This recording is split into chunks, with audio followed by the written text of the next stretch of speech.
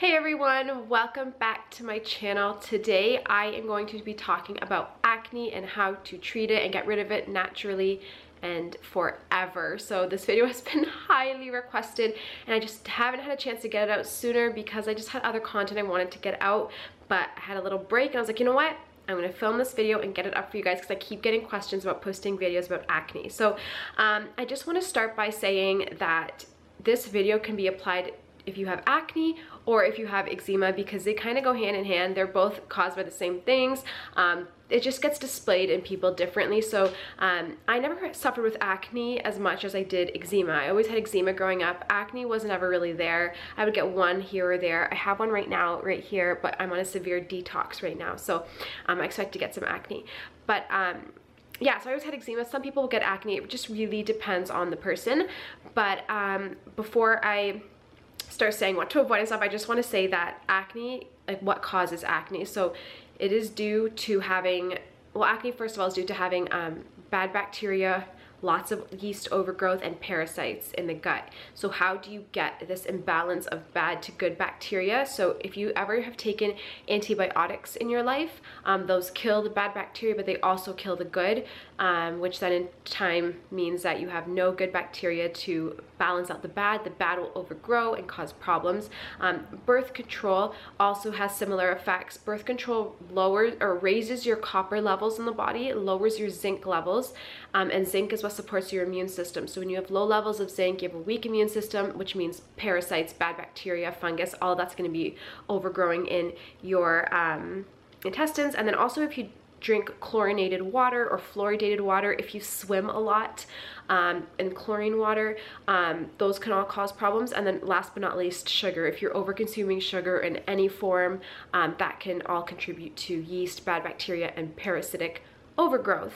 So now that we kind of established what causes it and why you might have it, oh, one more thing, stress. I should have thrown that in there in the beginning. Stress also can cause acne, which is because stress causes bad bacteria to overgrow. It creates an acidic environment in the body due to inflammation, which means bad bacteria, parasites, they're going to thrive. So before I also jump into the video, if you're that person who's like, I am never stressed, I don't take antibiotics, I eat really healthy, but I still have acne, why? Then it might just be because of a detox. So if you have a lot of toxins in your body, whether it's environmental toxins, pesticides, if you're working in a factory and breathing in things, if you just have an overload of toxins in your body and then you all of a sudden start to do a detox, even if you just switch and eat a little bit healthier, that can be enough to detox and start triggering the, your body to eliminate toxins, and then they might just come out through the skin in the form of eczema or acne. So even if you're not taking antibiotics or anything, you could still get acne if you're detoxing. Okay, so there are a few things you can do to kill off the bad bacteria, the candida, the parasites, and the number one and biggest thing to do, aside from like stopping antibiotics and all that, the number one and biggest thing to do is to reduce or eliminate your sugar consumption. So sugar comes in many forms. It comes in sugar, it comes in fructose from fruit. You can also get sugar through grains, so from starches like rice or squash or carrots, sweet potatoes. Those all have sugars, or all forms of sugar, and they all convert to sugar in the body. So when you have candida overgrowth, they feed off of sugar. You want to stay away from any form or type of sugar just until your overgrowth is in check, and then you can start eating your squashes and whole grains and stuff again. But you don't want to fall back and start eating like tons of donuts and stuff, if that is what got you to have overgrowth in the beginning. So you still want to live a healthy diet, but once you kill off that candida, you can resume eating certain things. The next thing that you want to reduce, like I said, kind of ties with sugar, is grain. So preferably all grain for a period of time, but if you can't do that, at least you have to get rid of gluten. Gluten causes inflammation. Most grains do, especially if they're refined, but especially gluten, it causes inflammation in the gastrointestinal tract, which will lead to parasites and candida overgrowth, which also leads to eczema. So usually if you have, they say if you have bad gut health, then you'll have bad skin. If you have eczema or acne, it relates to the state of your gut. So if it's super inflamed, it's gonna come out through your skin. It's gonna show as acne or eczema. So reducing grain, because it causes inflammation, is huge. And then also reducing bad fats like hydrogenated oils. Those not only cause inflammation in the body, but they also cause your sebaceous glands in your face to secrete more oil, which is kind of clogging your pores, creating acne. It's a vicious cycle. So hydrogenated oils would be something like canola, safflower, soy, any vegetable oil really are usually hydrogenated. So my favorite types of oils to consume would be coconut oil is the top, and it actually contains caprylic acid, which helps to fight off candida. Coconut oil is a antimicrobial, so it'll help fight candida in the body. So anytime I bake, fry, I usually just use coconut oil. If I don't want the coconutty taste in something, avocado oil would be my next choice. I have olive oil, not in huge amounts. I consume usually more coconut oil, but I will have olive oil like over a salad or something if I want that extra flavor. And those are really the only oils I use. I don't really touch any other oils because they're either super high in omega-6, which causes inflammation, or they're hydrogenated and have chemicals and are refined. So yeah, I just stick to good quality oils. Those are gonna really help fight off the candida, especially coconut oil. And then the next thing is what to eat. So the biggest thing you wanna focus on is eating high fiber. So if you're eating high fiber foods, it's going to kill off the bad bacteria in the gut, and it's going to feed and promote the growth of good bacteria in the gut, which is what you want. You want to bring back that balance. Lots of good guys, only a teeny bit of the bad ones, right? That's the balance that we're going for. So my favorite way to get fiber in would be like sprouted ground flax seeds or chia seeds. I love psyllium husk. That's fantastic. Fantastic soluble fiber. If you're looking for some insoluble fibers, you might look into like jicama, fruits, or sorry, veggies. You gotta stay away from fruit if you're on a candida acne cleanse. But lots of vegetables, those are really gonna help eliminate toxins out of the body, which are going to help reduce your acne, but it's also going to feed the good guys, the good probiotics. So I usually just have like a ton of veggies, and that's like a good way for me personally to get in you know, all the good fiber. And then you want to eat more protein. So protein's going to help, sorry, I'm stuffed up because I'm sick, but protein's going to help balance your blood sugar levels. When your blood sugar levels are out of whack, that's going to be feeding the bad bacteria. So you want to get protein in your diet. Protein takes longer to digest, which means your blood sugar levels are going to be more stable rather than spiking. So my favorite way to get in protein would be like organic free-range eggs or wild-caught fish. Those are my top.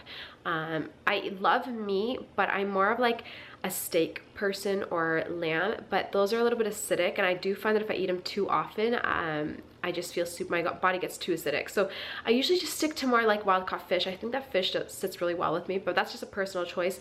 If you are vegan and you're like, I don't want to have any animal protein, at least if you're gonna have protein from like brown rice or something, at least get sprouted brown rice. There's protein powders you can buy. Just make sure it's sprouted. It'll be easier to digest, so give your gut a little bit of a break there. But yeah, just getting good quality proteins that are going to help balance your blood sugar levels. And then you also want to get lots of healthy fats in, so avocados and nuts and seeds. But the biggest, most important healthy fat to get in during the time of candida cleansing to reduce your acne would be coconut oil, because like I said earlier, it contains caprylic acid and it's antimicrobial, so it's going to fight the bad, take care of the good guys. So those are just some things of what you should like eat. Take out the sugar, the grains, and the unhealthy fats, and bring in lots of fiber, protein, and good fats. And then in terms of supplements, the top that you're going to want to take is a probiotic. Obviously, you're going to just want to balance the good. Take at least 50 billion, preferably some soil-based organisms in there, so like Bacillus coagulans. You also want to make sure you have lots of lactobacillus and acidophilus. Those are going to help fight your candida, but the biggest probiotic that'll help fight candida is Bacillus coagulans. So if you're looking for a probiotic, if you get a specific one like that, that's going to be good. And then like I said, just make sure it's at least 50 billion. You need really potent ones in the beginning to really just overwhelm the bad ones.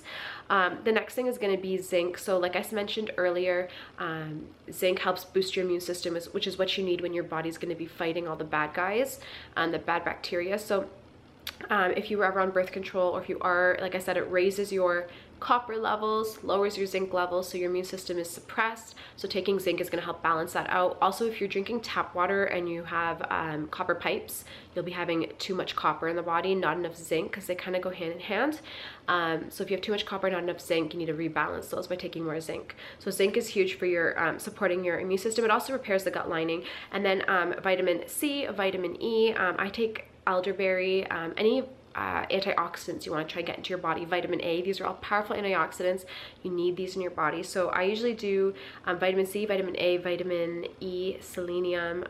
Those are a good combo that I try to get in my body. And then the last two things that you want to get in your body, it would be bone broth and or gelatin and collagen. Those are going to help reline the gut, which when you have candida, especially parasites, if they get if you have a severe overgrowth of candida and they like grow for a long period of time without being killed or fought off, they will end up latching onto your intestinal lining, and that'll cause leaky gut. So you're gonna wanna take some type of bone broth or collagen gelatin, like I said, to just reline the gut and rebuild that up. And then L-glutamine as well. That's gonna help rebuild your gut. And then finally, something that I found to really help acne and any skin condition is diatomaceous earth or bentonite clay, something that can really kill off and suffocate parasites and bad bacteria, because that's sometimes, if they're super overgrown, they're really strong and they're hard to kill off. So something rough like diatomaceous earth or bentonite clay is going to really suffocate them, and then your body will be able to expel them. So that's going to really help with your acne as well.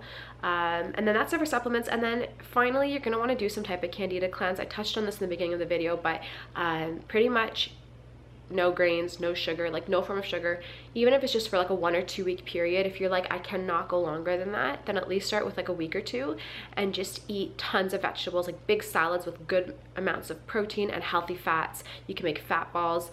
You can make like keto friendly things. Keto bread, it's made from like eggs and coconut flour and stuff. So there's definitely things you can do. If you like your porridge, you can make porridge with like almond flour and coconut flour, and it tastes really good. So eat like super clean for like a week or 2 to just really kill off that candida, and you'll notice that your acne will start going down as you detox. You might get more acne in the beginning as the toxins come out, but then it'll go away, and as you detox, your acne will be gone forever unless you resume to your high stress, bad food, lifestyle. And then finally, something that I used topically whenever I have acne is I take a little cotton ball and I'll put like a drop or 2 of tea tree essential oil and then some water, like I'll dip it in water and then just rub it on the spots with acne. And melaleuca or tea tree oil will actually, because it's antimicrobial, it'll help to disinfect the area and really cleanse it really well. I have a tea tree, I should have brought it for this video, it's in my room, but it's a tea tree face wash, tea tree oil face wash. It smells so good, but it's all natural, and I just like wash my face with it, not every day, but maybe like once or twice a week if I have acne, and it really cleanses the pores. So tea tree oil is really good for that. You could just buy essential oil and do it yourself too.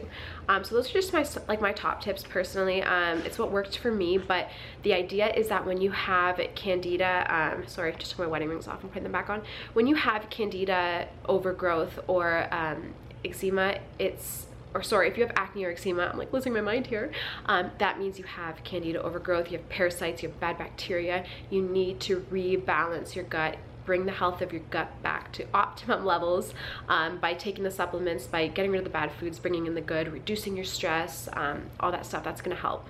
So yeah, I hope you enjoyed this video. I am so sorry it took so long to get out for you guys. I've just had other stuff I wanted to get out, and in school it was just a whole bunch of things. But yeah, if you have any questions, if there's something I didn't touch on, comment down below, let me know. I guess before I end the video, I do want to say, if you have a sweet tooth, which might be the reason why you have acne in the beginning and candida overgrowth, a good substitute for eliminating sugar would be liquid stevia. Don't use the powdered, it's really refined, but liquid stevia is really good if you put it in cookies or fat balls or smoothies to sweeten things up. I make smoothies with just veggies, so I'll do like frozen zucchini, frozen anything, frozen cauliflower, or like a little bit of frozen squash. You want to watch your starch intake there, so not too much.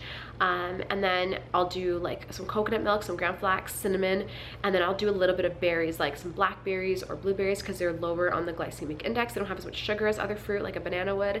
And then if I want it extra sweet and I don't have a protein powders are good for sweetening up veggie smoothies. But if you don't have a protein powder, just take a little bit of stevia, throw it in there, and you're gonna have like a sweetened smoothie. It tastes really good. So those are just some good ideas. And then if you, that's one more thing I wanted to mention, if you are like, I don't like stevia and I need a little bit of sugar here and there just like once in a little while, you can do raw honey or like manuka honey. Those are, they do have antimicrobial properties, so they will help fight off the bad bacteria, but if you're having too much, they also will feed it. So you just got to be really careful. I would have like a teeny little, maybe like 1/4 teaspoon. Just eat it like that if you're like, I really need something sweet, and do that like once a day max. But that's about it. All right, I'm gonna end the video here. Thank you so much for watching this video. I love you all. I will see you in my next one. Bye.